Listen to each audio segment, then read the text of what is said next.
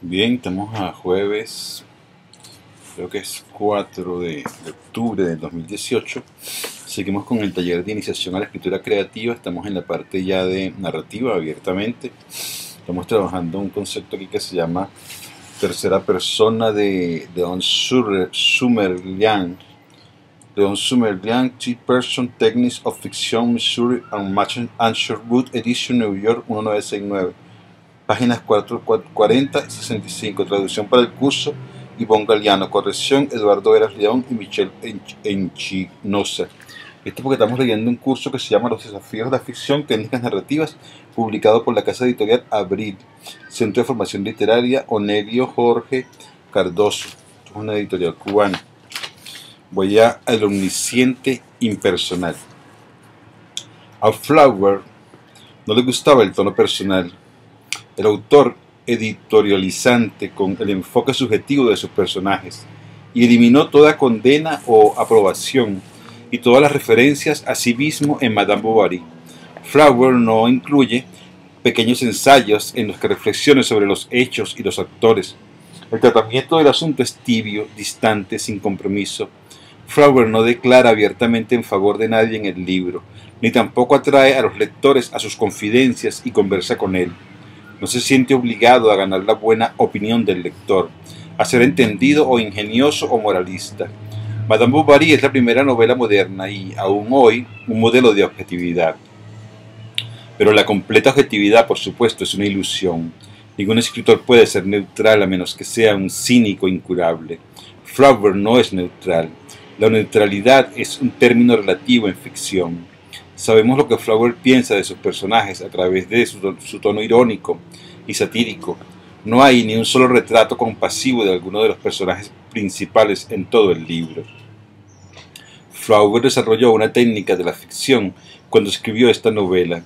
El autor debe hacerse sentir en todas partes, pero no ser visible en ninguna. Sentimos su presencia a través de su estilo, su tono, su elección del tema y su tratamiento, pero él no mezcla sus propias opiniones y sentimientos con los de sus personajes, y permanece bien separado de ellos. No existe un yo autor en el libro. Flower rara vez cita de forma directa la mente de sus personajes, como lo hace Tolstoy, y se apoya, en cambio, en un tipo de corriente de pensamiento en tercera persona, en un discurso indirecto libre, que examinaremos más adelante, y en el análisis psicológico o la descripción. El elemento ensayístico es reducido a un mínimo y no hay grandes interferencias de un autor entrometido, en notable contraste con otras novelas del período. De todas maneras, es dudoso que Flower pudiera haber sido tan impersonal con un tema más comprensivo. Él despreciaba los excesos de la burguesía provincial. Hay relativamente pocas escenas en la novela. Hay mucho más diálogo indirecto y monólogo que en Ana Karenina, y Flower, por lo habitual, resume en sus propias bruñidas palabras, a veces mezcladas con las palabras de sus personajes, lo que ellos dicen o piensan, y es en general su voz la que oímos, o la voz del narrador que lo representa. Él otorgaba un valor supremo a la belleza verbal, y era renuente a confiar la acción a manos de sus personajes y dejarlos hablar directamente en sus propias imperfectas palabras. Era lo que podía esperarse de un estilista que sudaba sus oraciones. Ana Karenina no parece ser un libro escrito. La vida descrita en sus casi 1000 páginas no es un fenómeno aislado, sino parte de la vida circundante en Rusia. Madame Bovary está escrita, y la cantidad de palabras del autor excede bastante a la de los personajes. Podemos admirar la prosa que sufre en la traducción y el oficio, pero huele un poco a trabajo de gabinete, y hay algo teatral en el final. Edna muere envenenada, y poco después su esposo muere de pena.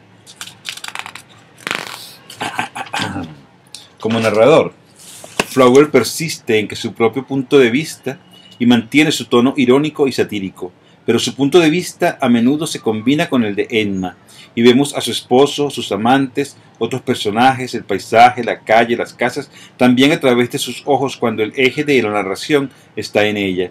Pero la fusión no es completa. no es una transferencia definitiva, y después de entrar en la mente de Emma, Flower se retira para verla otra vez desde una cierta distancia.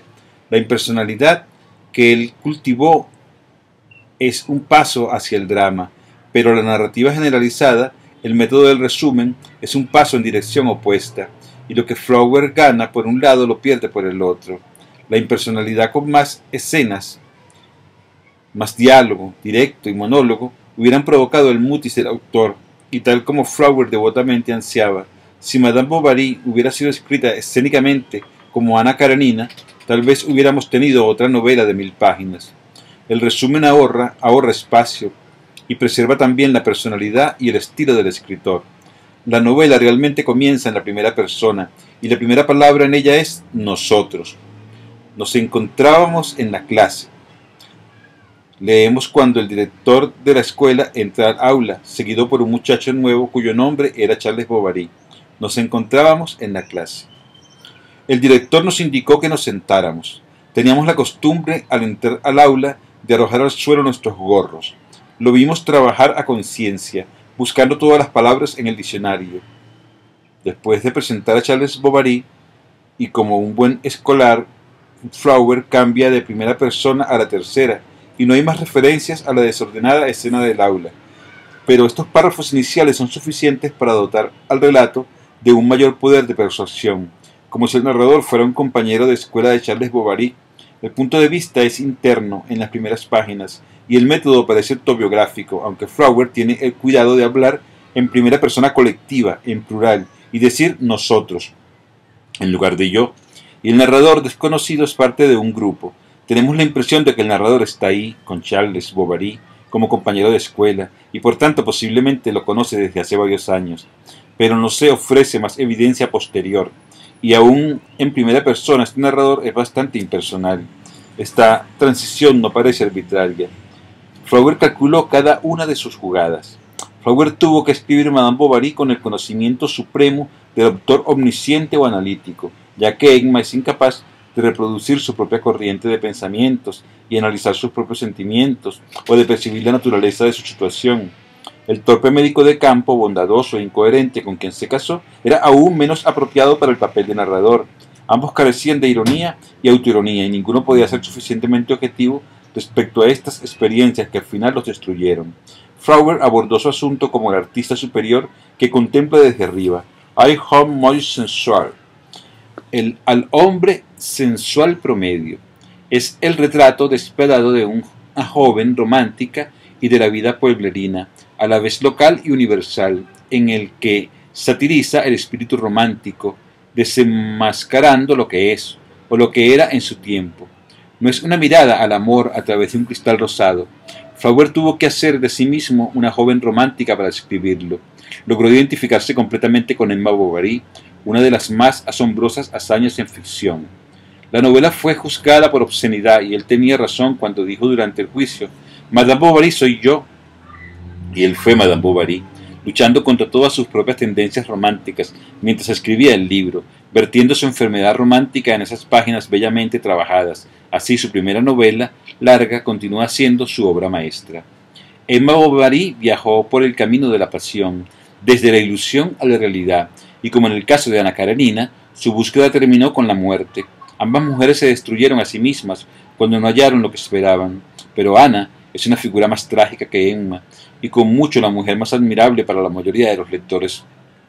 Tolstoy no considera su trabajo un tema de sátira, y esto representa una diferencia fundamental entre la actitud de los dos novelistas hacia sus heroínas.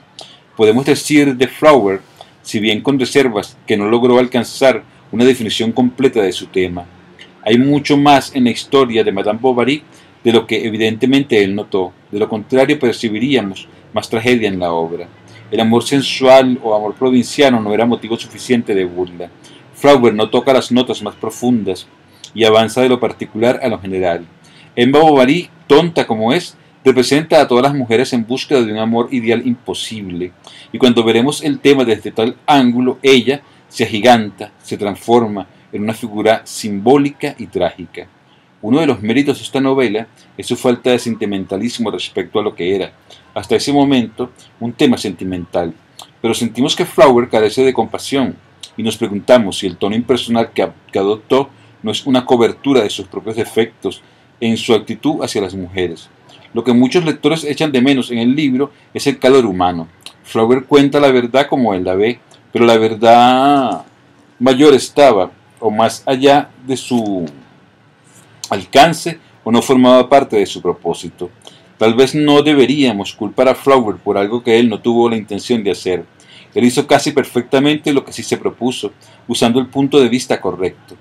Esta verdad mayor, o por lo menos otra visión de la mujer, la encontramos en un simple cuento de Anton Chekhov, La querida.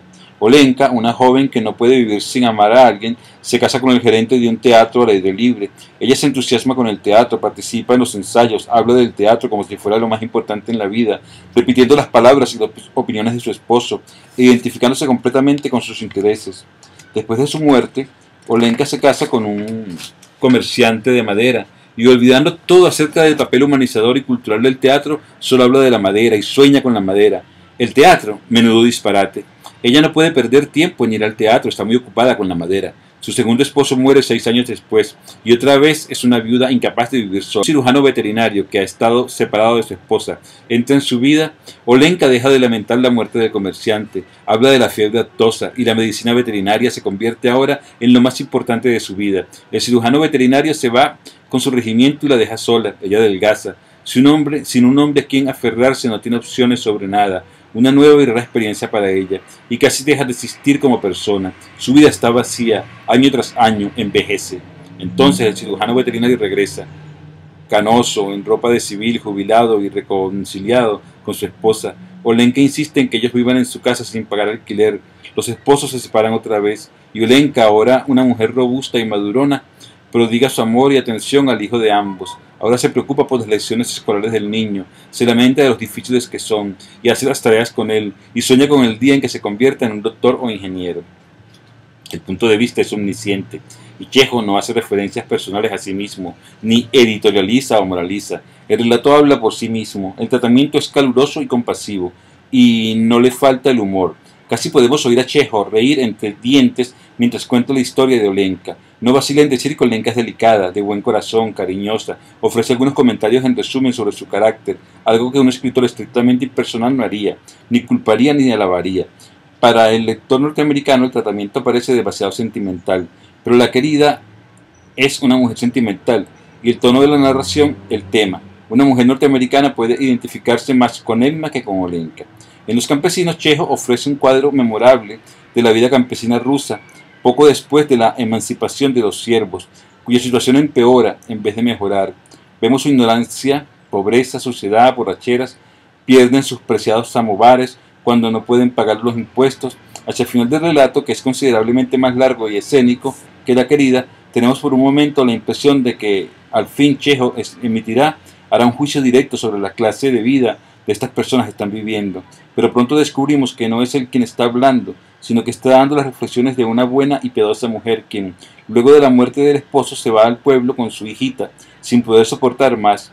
Ella regresa a Moscú a trabajar como criada, siente que no hay esperanza para estos campesinos, les tiene lástima, son holgazanes, codiciosos, avaros, libertinos y pendencieros, viven en chozas mugrientas y su lenguaje es indecente. No obstante, tienen sus alegrías, son seres humanos y con algunas pálidas aspiraciones de una vida mejor. Este es el juicio de un personaje, no del autor.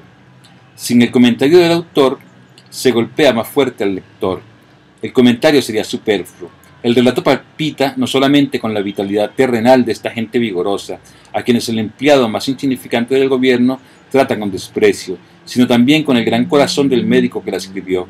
Chekhov conocía la eficiencia de las escenas emocionantes escritas con frialdad. Aconsejaba a los jóvenes a escritores a ser fríos e impersonales en la descripción de situaciones dolorosas. Pero este es un tipo de distanciamiento diferente al de Flower. Es compasivo, comprometido. La cuestión es de método, de táctica narrativa. No debe ser un asunto personalizado, ejecutado impersonalmente, pero también puede ser un asunto personalizado, ejecutado personalmente. Y en cualquier forma, personal o impersonal, puede ser una obra de arte. Algunos escritores ven sus historias en relación inmediata consigo mismos y son de temperamento lírico. Cuando Thomas Wolfe intentó ser objetivo en sus últimas novelas, dejó de escribir con su pasión habitual, y Luke Himmelward, Angel of Time and River siguen siendo sus mejores libros. ¿Querríamos que William Saroya escribiera impersonalmente? No nos dejemos llevar por el culto a la personalidad. Un autor debe tener sus propios sentimientos individuales e ideas para escribir personalmente, y eso en nuestra época es un gran logro. El escritor que solo tiene una historia para contar, la historia de su propia vida, que la conoce mejor que nadie, puede ser leído y apreciado precisamente por esa razón, y su entusiasmo personal puede entusiasmar también al lector. ¿Qué otra cosa sino eso escribió Marcel Proust En busca del tiempo perdido, una de las novelas monumentales del siglo? Pero al igual que Proust, un escritor debe buscar leyes universales en sus vivencias personales y hacer universal lo personal, hacer poesía del relato, de lo subjetivo a lo objetivo, de lo personal a lo impersonal, del autor al personaje. Esa es la progresión dramática. Pero si el drama pierde más de lo que gana, es mejor detenerse y reconsiderar su valor en la ficción. La escena promueve la participación emocional del lector, pero esto también puede hacerlo la personalidad del escritor. No se puede ser personalmente un tipo insensible y esperar conmover al lector. En resumen, en particular, requiere sentimiento. Quien está emocionado puede emocionar a otros. Quien está irritado puede irritar a otros, dice Aristóteles en su Poética. La intensidad del sentimiento es tan baja en algunos jóvenes escritores que, a pesar de dominar la técnica, son incapaces de escribir historias de ficción que emocionen a los lectores. Algo de exaltación es esencial para el poeta. Nada grande se ha escrito sin entusiasmo, sin extraerlo de lo más profundo y dejarse arrastrar por las emociones. El escritor debe ser una persona profundamente emotiva, que posea tanto la cualidad de la entrega como la del control. El poeta épico debe hablar lo menos posible con su propia voz y no tomar parte activa en su relato. Ese es el consejo de Aristóteles en la Poética. Pero Homero sabía, afirma Aristóteles, que parte muy pequeña de la historia debía actuar por sí mismo. La voz de los personajes predomina en la Odisea. Homero recrea con amplitud a sus personajes a través de sus propios diálogos y acciones. Este método impersonal de narrar es una característica notable de otras epopeyas nacionales, Los atrevidos de Samson, la epopeya nacional armenia, por ejemplo. El método dramático practicado instintivamente por los poetas populares de Armenia, campesinos analfabetos, durante cientos de años, y en otros países con epopeyas populares, parecen ser el método natural para contar una historia. Cuando organicé y traduje la saga de Samson al inglés y examiné todas las variantes locales existentes, vi en este ejemplo puro de literatura oral transmitida de boca a boca, de una generación a otra, el tratamiento del relato es escénico, sin comentarios. Fin de la parte de que se llama, estoy hablando de narrador en tercera persona, la parte que se llama omnisciente impersonal. Y la próxima vez que siga leyendo, esto que estoy leyendo de Sullivan, de Omnisciencia Limitada. Y estamos en el taller de iniciación a la literatura, a la escritura creativa, en la parte de narrativa. Fin de capítulo.